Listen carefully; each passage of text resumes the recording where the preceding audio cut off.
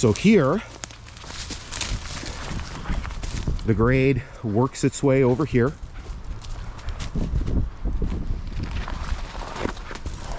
And then here, this is kind of interesting because I've seen this the last time I was here. It all looks black here. And so I don't know this. Yeah, this is coal. That's coal. So this is all coal, right? It's all black in here.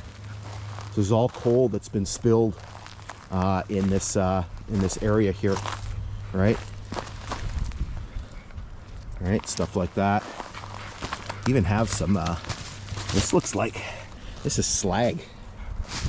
All right, and both of those pieces there. Those are this one and this one here. I don't know if that's what coal naturally does sometimes, but this is sort of what I'm familiar with. All right, this type of stuff here. So this is the southern or eastern abutment of this very large bridge, which crossed over the Dog River. Okay, which is just below us. You can see that here. So the bridge that was here. Hang on, let me get out my cheater notes because I don't remember all of the dimensions.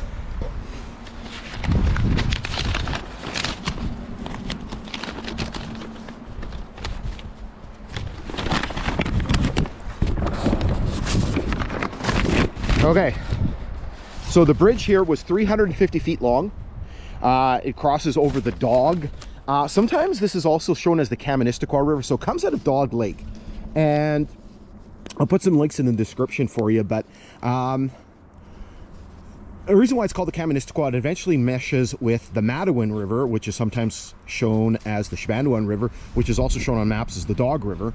But today, like on the road signs, when you cross it further ahead, it's shown as the Matawan River. So the two rivers merge, and that's where apparently they form the Kaministiquia. So, but this is sometimes interchangeably called the Kaministiquia. So the bridge is 350 feet long, 30 feet high.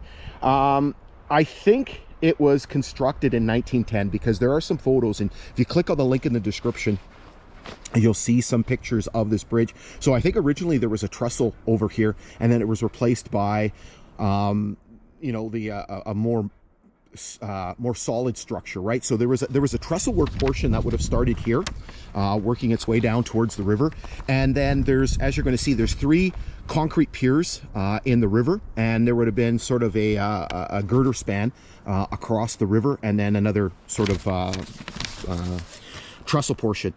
And so as the story goes, that when the line was abandoned, or this portion of the line was abandoned in 1925, the bridge, or at least the girder section, was dismantled, and it was shipped to Saskatchewan.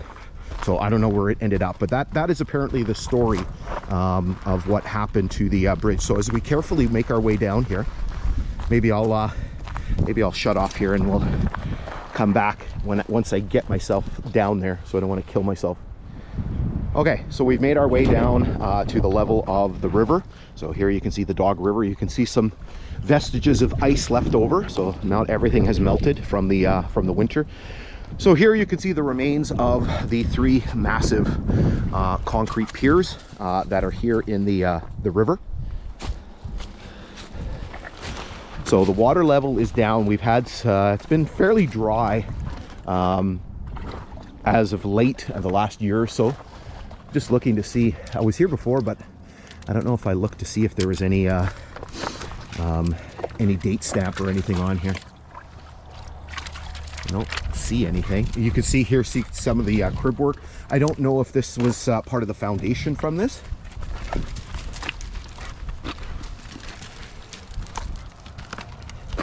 You can see it's badly deteriorated. You can see there's a lot of undermining that's going on here for these piers. Again, they're not being maintained, right? So you know, it's unfortunate. And so you can see the very, very large size of them. Dogs in the river as usual. So we'll work our way over here and we'll take a look at these other piers here. Pull pull out my phone here.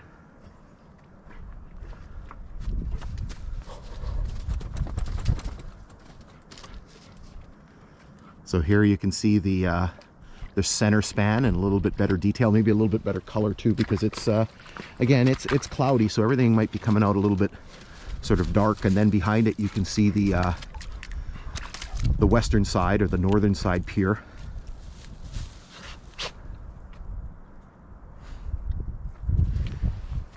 So what we're going to do is we're going to come back probably in the fall time, and we're going to try to get some drone footage, so you can kind of see where the bridge would have been. You can see probably the piers a little bit better, and hopefully it will give you a little bit better idea of what everything sort of looked like here.